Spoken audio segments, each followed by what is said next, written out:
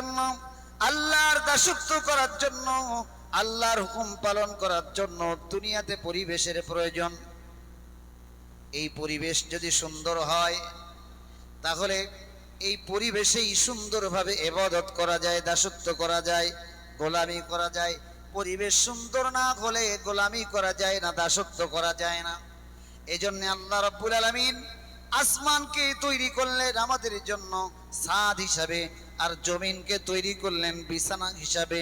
আল্লাহ রাব্বুল আলামিন বলেন, ওয়াজআলনাল লাইলা লিবাসা ওয়াজআলনান নাহারা মাআশা।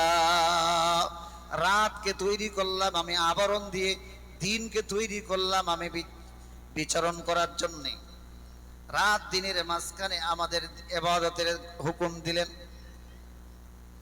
আমার ভাইরা, আমার বন্ধুরা, যারা ইবাদত করবে, দাসত্ব করবে, গোলামি করবে, সকল ক্ষেত্রে আল্লাহ রাব্বুল আলামিনের কাছে তারাই হবে জান্নাতের মালিক, তারাই হবে জান্নাতের মেহমান। বলুন সুবহানাল্লাহ।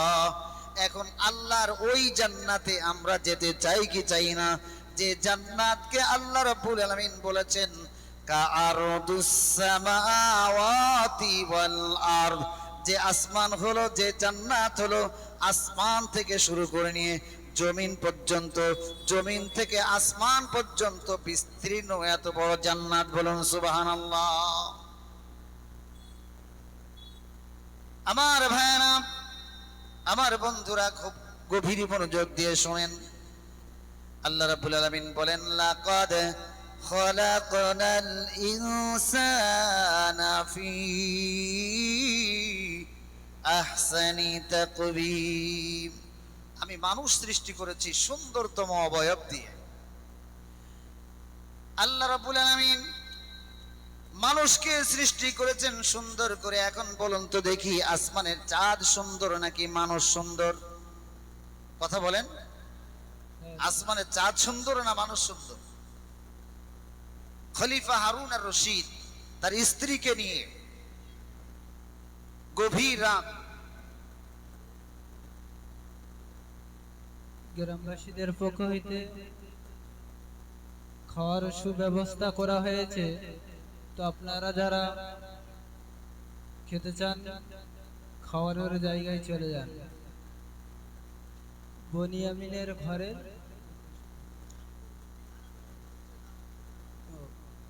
খাওয়ানোর ব্যবস্থা করা হয়েছে তাই মন্ডলের বাড়িতে, তো আপনারা ওখানে চলে যান।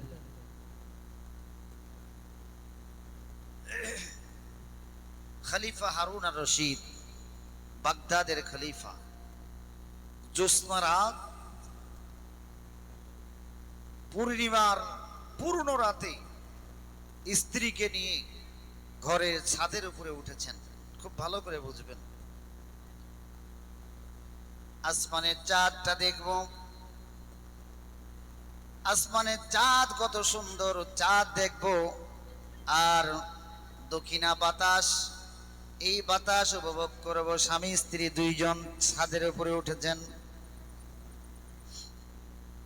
খলিফা হারুন আর রশিদের স্ত্রী সুন্দর করে সাজুগুজু করে, পরিপাটি হয়ে, সুন্দর শাড়ি পরে, সেজে গুজে স্বামীর সাথে ছাদের উপরে উঠেছেন। স্বামীর সাথে চাঁদ দেখবেন। স্ত্রী এত সুন্দর করে সাজলেন, চিন্তা করলেন আমার স্বামীর সাথে আজকে ছাদের উপরে একাকী চাঁদ দেখবো। এই সময় স্বামী একবার আসমানের চাঁদের দিকে তাকাবে, একবার আমার দিকে তাকাবে। আসমানের চাঁদের চাইতে আমি সুন্দর। স্বামী আমাকে প্রশংসা করবে, আমাকে ভালো বলবে, আমার গুণকীর্তন করবে, আমি আনন্দ পাবো, স্বামীর ভালোবাসা দেব, স্বামীর ভালোবাসা নেব। কিন্তু খলিফা হারুন আর রশিদ ছাদের উপরে উঠে একটানা চাঁদের দিকে তাকিয়ে, আসমানের দিকে তাকিয়ে ওই তারকাগুলোর প্রশংসা করে, চাঁদের প্রশংসা করে। আর স্ত্রীকে জিজ্ঞেস করে, চাঁদটা কত সুন্দর দেখো, আসমানের তারকাগুলো কত সুন্দর দেখো। স্ত্রী চিন্তা করে কখন আমার স্বামী আমার দিকে তাকাবে, কখন আমার স্বামী আমাকে সুন্দরী বলবে, কখন আমার স্বামী আমাকে ভালো বলবে, এই আশায় বুক বেঁধে বসে আছে। কিন্তু স্বামী বারবার চাঁদকে ভালো বলে, চাঁদকে ভালো বলছে স্বামী, স্ত্রীকে ভালো বলছে না। এবার স্ত্রী স্বামীকে ডেকে বলছে, প্রাণের স্বামী গো, আপনি বারবার আসমানের চাঁদটাকে ভালো বলছেন, আমার দিকে একবারও তাকালেন না। কত সুন্দর করে সাজুগুজু করি পরিপাটি হয়ে আপনার জন্য ছাদের উপরে এসেছি। পূর্ণিমার চাঁদের আলোতে দুইজন মনের সুখে একজন আর একজনের ভালোবাসা প্রেম নিবেদন করব, কিন্তু প্রাণের স্বামী আপনি চাঁদকে দেখে ভুলে গেলেন, আমাকে আপনি ভালো বললেন না, আমার দিকে তাকালেন না, আমার দিকে চেয়ে দেখলেন না। প্রাণের স্বামী, আপনার কাছে কি চাঁদের চাইতে আমি সুন্দরী নই? আমার চাইতে কি চাঁদটা এত সুন্দর আপনার কাছে মনে হলো নাকি?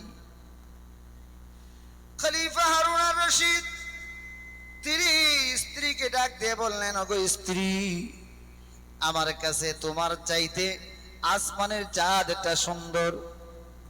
স্ত্রী বলছে, না গো স্বামী, না, চাঁদ সুন্দর নয়, আমি আপনার স্ত্রী জোবায়েদা খানম, আমি হলাম সুন্দরী। আপনার কাছে চাঁদ সুন্দর নয়, আমি সুন্দরী। আবারও আপনি আমাকে একবার বলুন, আমার প্রাণটা জুড়িয়ে যাবে, আমার মনটা ভরে যাবে।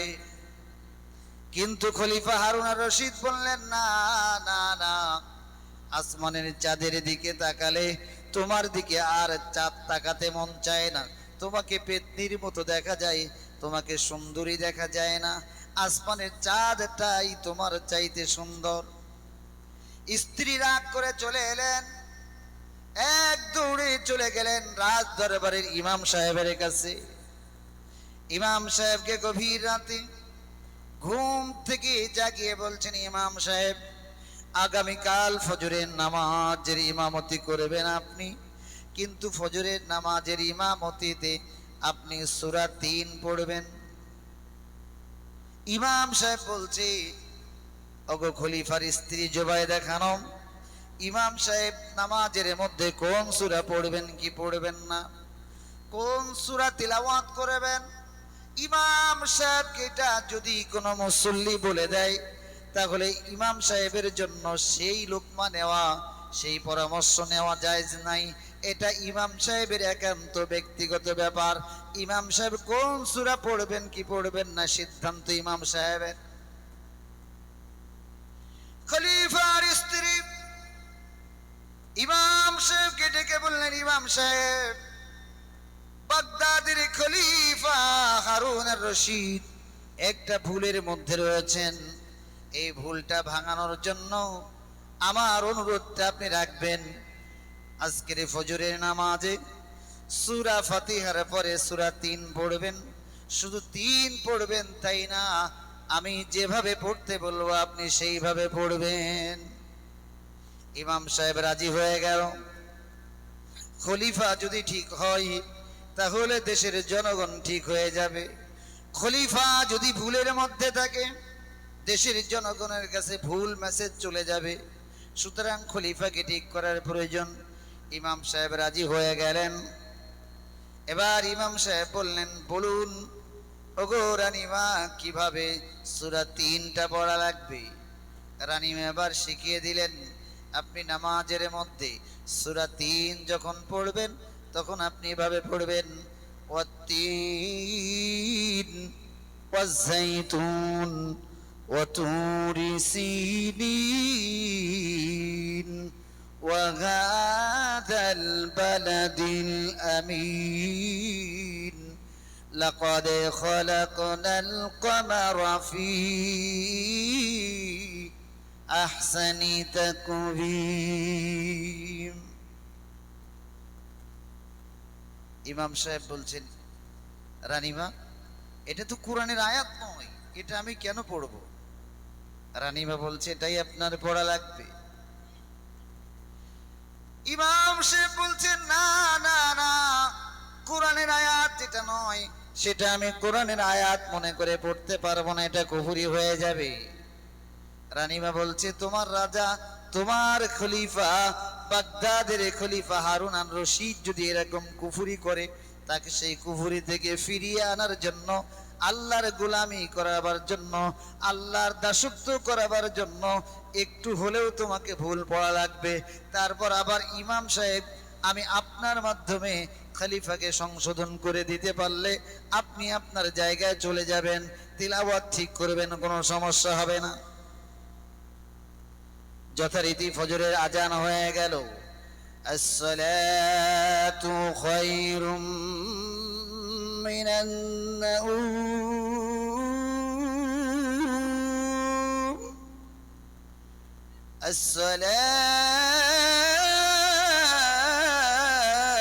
আসসালাতু খায়রুম মিনান নাউম।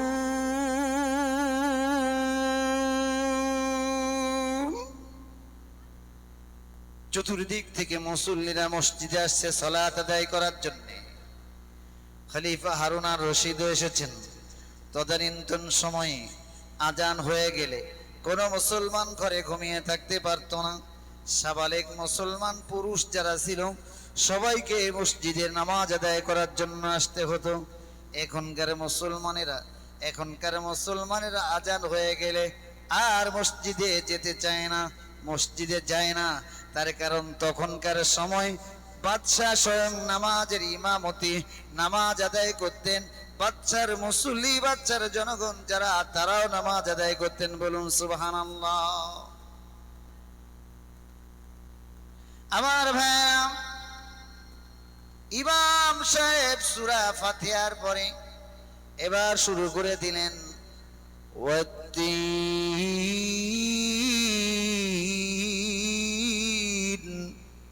ওয়াজ্জাইতুন وطور سينين وهذا البلد الأمين لقد خلقنا الإنسان في أحسن تقويم। ইমাম সাহেব এই আয়াতটা বাদ দিলেন, দিয়ে এই জায়গায় বললেন لقد خلقنا القمر في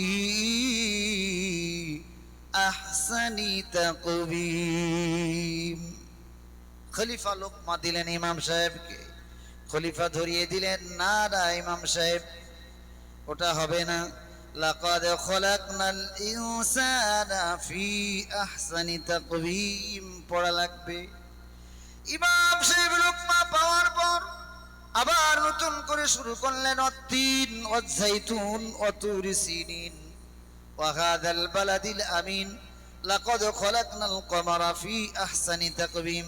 খলিফা আবার লোকমা দিলেন, ইমাম সাহেব আবার গোড়া থেকে শুরু করলেন, আবার এসে লাকাদ খলাকনাল কমার। এভাবে একবার, দুইবার, তিনবার লোকমা দেওয়া হয়ে গেল। তিনবার লোকমা দেওয়া হওয়ার পরেও ইমাম সাহেব লোকমা নিলেন না। ইমাম সাহেব লোকমা না নিলেন যখন, তখন খলিফা মসজিদ থেকে নামাজ না পড়ে নামাজ ছেড়ে দিয়ে চলে গেলেন। রাজ দরবারে যে একা একা সালাত আদায় করে নিলেন। সালাত শেষে রাজ দরবার যখন আবার শুরু হয়ে গেল, খলিফার দরবারে সবাই হাজির। এমন সময় ইমাম সাহেবকে ডাকা হয়েছে, ইমাম সাহেব আপনি খলিফার দরবারে হাজির হয়ে যান, খলিফা আপনাকে উপস্থিত হতে বলেছেন। ইমাম সাহেব খলিফার দরবারে হাজির হয়ে গেলেন। খলিফা বলছেন, ওগো ইমাম সাহেব, ফজরের নামাজের সময় লাকাদ খলাকনাল কমার পড়েছেন, অথচ কুরআনুল কারীমের মধ্যে লাকাদ খলাকনাল ইনসান রয়েছে, আপনি লাকাদ খলাকনাল কমার পড়লেন। আমি বারবার পিছন দিক থেকে ধরে দিলাম, আপনি পিছন দিক থেকে বারবার লোকমা দেওয়ার পরেও লোকমা না নিয়ে আপনার কথার উপরে, আপনার তেলাওয়াতের উপরে অবিচল থাকলেন। কুরআনুল কারীমে কি লাকাদ খলাকনাল কমার আছে নাকি, নাকি লাকাদ খলাকনাল ইনসান আছে? কি আছে? ইমাম সাহেব বলছে লাকাদ খলাকনাল কমার। খলিফা বলছে না, লাকাদ খলাকাল ইনসান আছে, প্রয়োজনে কোরআন নিয়ে আসো। ইমাম সাহেব বলছে কোরআন শরীফ নিয়ে আসা লাগবে না। খলিফা রাগান্বিত হয়ে গেলেন, ইমাম সাহেবকে বললেন আগামী জোহর থেকে তোমার ইমামতি ক্যান্সেল হয়ে গেল, ইমামতির চাকরি তোমার নট হয়ে গেল, চাকরিতে আসা লাগবে না। আর 2 নাম্বার হলো তুমি কোরআনুল কারীমের ভিতরে পরিবর্তন করেছো, লাকাদ খলাকনাল ইনসানের জায়গায় কমার পড়েছো, সেজন্য আল্লাহর কোরআন পরিবর্তন করার দায়ে, কুফরি করার দায়ে এই মুহূর্তে তোমাকে বন্দী করা হলো, তুমি জেলখানায় চলে যাবে। তওবা যদি না করো তোমার মৃত্যুদণ্ড দেওয়া হবে। এমন সময় খলিফার স্ত্রী এসে বলছেন, খলিফা ইমাম সাহেবের সাথে এত গন্ডগোল, এত কথা কাটাকাটি, এত হই হুল্লোড় কি হলো, ব্যাপার কি, কারণ কি, আমাকে একটু খুলে বলবেন নাকি? খলিফা বলছেন ফজরের নামাজি ইমাম সাহেব সূরা 3 পড়তে যেয়ে বারবার লাকাদ খলাকনাল কমার পড়েছে।